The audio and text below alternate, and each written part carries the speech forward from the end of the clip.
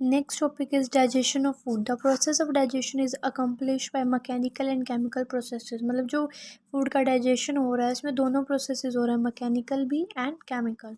The buccal cavity जो है वो परफॉर्म करते हैं two major function. First is mastication of food. Food जो होता है वो टूटता है, ठीक है, बड़े पार्टिकल से छोटे पार्टिकल्स में कन्वर्ट होता है. Next facilitation of swallowing. निगला जाता है. स्वेलोइंग मतलब क्या होता है, निगलना, ठीक है. तो बक्कल कैविटी में ये दो फंक्शन परफॉर्म होते हैं मेनली. नेक्स्ट है टीथ एंड टंग जो होते हैं वो क्या करते हैं, with the help of saliva की हेल्प से masticate and mix up the food thoroughly. वो कम्प्लीटली फूड को क्या करते हैं, मिक्सअप कर देते हैं. Mucus in saliva help in lubricating and adhering the masticated food particle into a balls, ठीक है. म्यूकस जो होता है स्लाइवा के अंदर वो लुब्रिकेट मतलब कि ऑयलिंग सी कर देता है फूड की, और जो फूड पार्टिकल्स टूटे हुए होते हैं इस तरह से छोटे छोटे पार्टिकल में कन्वर्ट होते हैं उनको आपस में चिपका देता है. एडहरिंग मतलब स्टिक कर देना, ठीक है. तो वो एक इस तरह से स्ट्रक्चर में बन जाते हैं ताकि उनको जो है बॉडी के अंदर से आसानी से निगला जा सके, ठीक है. तो स्वेलोइंग ईजिली हो जाए, तो इस स्ट्रक्चर को बोला जाएगा बोलस या बॉल्स, ठीक है. The bolus is then convey to pharynx. फिर ये कौन से रीजन में जाता है, फेरिंग्स रीजन में जाता है. And then into oesophagus. By swallowing तभी तो हम निगल पाते हैं, ठीक है. और इसको हम डिग्लूटेशंस भी बोलते हैं. The bolus further passes down through the oesophagus by successive waves of muscular contraction called peristalsis. अब ईसोफेगस तक वो गया, ईसोफेगस से वो स्टमक तक जाता है, तो सक्सेसिव वेज जो होते हैं मस्कुलर कॉन्ट्रेक्शन होती हैं उसकी हेल्प से वो जा पाता है, और इस रिएक्शन को हम बोलते हैं पेरिस्टाल्सिस. तो डिफाइन पेरिस्टाल्सिस आ सकता है पेपर में, तो इसमें हमें पूरा लिखना होगा कि टीथ एंड टंग जो होते हैं वो स्लाइवा की हेल्प से फूड को थोरोली मिक्स कर देते हैं, ठीक है.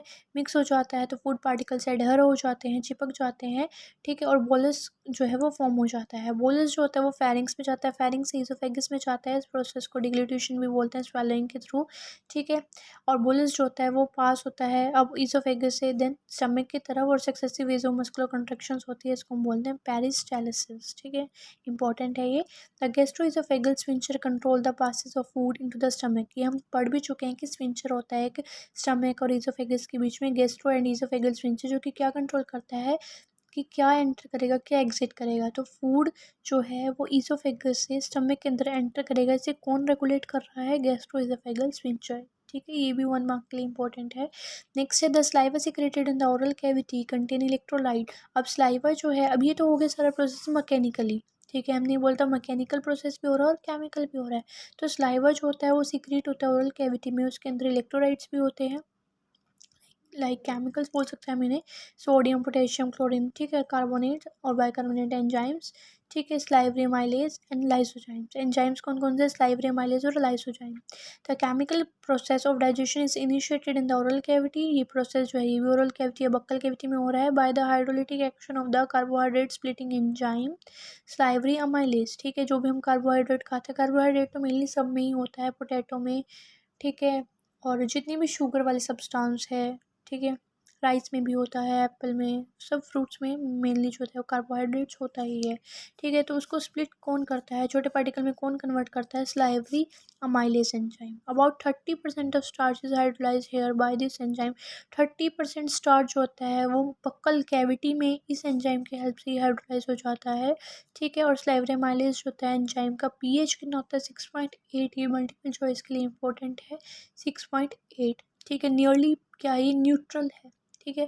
पीएच के लिए आप पढ़ ही चुके होंगे, ठीक है, केमिस्ट्री में, कि 1 to 6 तक तो हाईली एसिडिक होता है, 7 पे न्यूट्रल होता है, और इधर 7 to 14 ये बेसिक होता है, ठीक है. तो 6.8 हो गया, नियरली 7 हो गया, ठीक है. Into the disaccharide. अब डाइसेकेराइड में कन्वर्ट कर देता है इसको स्टार्च को, और किस में कन्वर्ट कर देता है, माल्टोस में. माल्टोस मतलब 2 शुगर से मिलके बना होता है, और स्टार्च होता है वो पॉलीसेकेराइड होता है, मतलब बहुत सारे सेकेराइड. सेकेराइड मीन्स होता है शुगर, ठीक है. तो बहुत सारे शुगर अटैच थे स्टार्च में, उसको हाइड्रोलाइज करके दो में कन्वर्ट कर दिया, ठीक है. Lysozyme present in saliva act as antibacterial agent. Lysozyme enzyme है, उसका काम क्या होता है, वो एंटीबैक्टीरियल एजेंट का काम करता है जो इन्फेक्शन से भी बचाता है. तो दोनों एंजाइम्स के जो रोल है वो इम्पोर्टेंट है, और 1 मार्क्स के लिए पूछा भी जाता है. नेक्स्ट है स्टार्च. ये तो हम कर ही चुके हैं कि स्टार्च होता है वो माल्टोज में कन्वर्ट होता है, या फिर हम इस तरह से भी लिख सकते हैं कि ये पॉलीसेकेराइड है, पॉलीसेकेराइड से क्या बन रहा है, डाइसेकेराइड।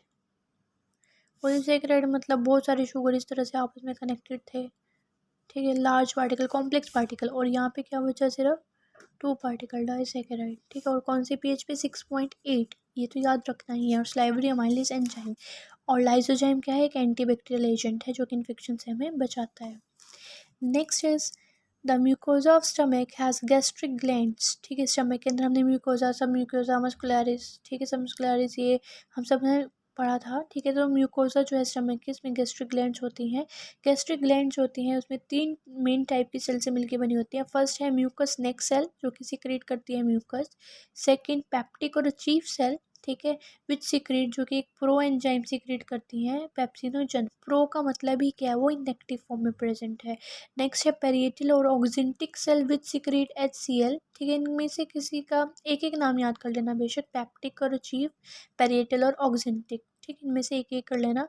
विच सिक्रेट HCl जो कि HCl सिक्रेट करती है, और कुछ internal factor, intrinsic factor release करती है जो कि यूज़ होते हैं, मतलब ज़रूरी होते हैं एसेंशियल किसके लिए, विटामिन B12 की, विटामिन B12 की एब्जॉर्प्शन के लिए, ठीक है। तो 3 मेनली सेल्स हैं, म्यूकस नेक सेल, पैप्टिक और चीफ सेल, और पेरिएटल ऑक्जेंटिक सेल्स, ठीक है।